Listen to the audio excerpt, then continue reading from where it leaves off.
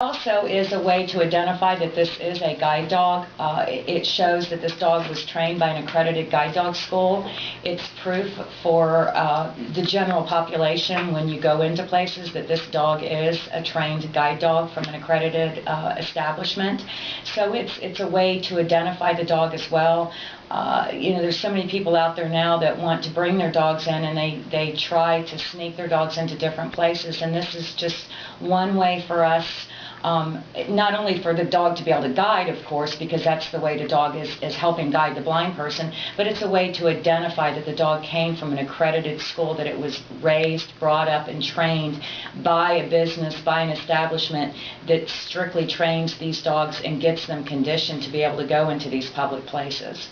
So, does that mean that if we're trying to pay attention and maybe learn something here, that by virtue of, in this case at least, and maybe others similar, having a harness, people should just, whether it's marked in any way or not, but by virtue of the harness itself, should always ask about touching or petting, and probably assume from what you said that probably wouldn't be great for that dog, because again, you're trying to say, hey, this dog's on duty, and the example you gave of if you got to know that dog a few times and you saw him across the street, something unfortunate might happen. Correct. And there are several guide dog schools across the United States, and all of the bigger schools do have harnesses that they provide for the dog. This is the way the person holds on to the harness and the dog starts to guide the person, and it is a way to identify that this dog is some type of service dog, a working dog. Just like there are dogs that are wheelchair service dogs, and they're provided with some type of identification, some type of jacket. This is to alert the general public that this is a working type of dog, and that you should be respectful of the person. As much as we love to reach out and pay attention to the dog, we should be mindful that this dog does have a job to perform for this person's specific task, and part of that specific task is to keep this person safe. And again, that can be a big hindrance if people are paying way too much attention or trying to steer the dog or gain the dog's attention by clapping their hands or trying to make noises at it or reaching out to touch it.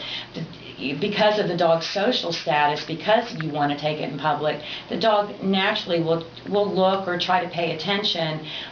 But again, it can be such a huge distraction for the person, and if they can't see anything at all, it can sometimes be very confusing for them. It can cause them to become turned around, lose their ability to know which direction they're traveling. When that dog does become so distracted, that person and the dog can lose their focus on where they need to go next.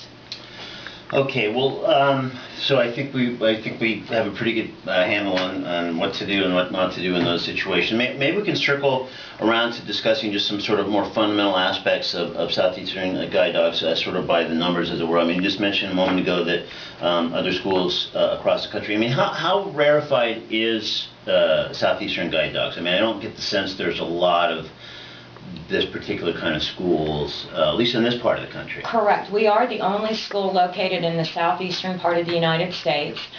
There are several other schools up in the Ohio, New York, New Jersey area, California, but we are the only school that services and is established in the southeastern United States.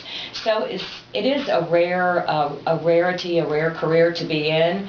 You don't find them in every state or every city. So it is something that sometimes in smaller towns people aren't used to seeing.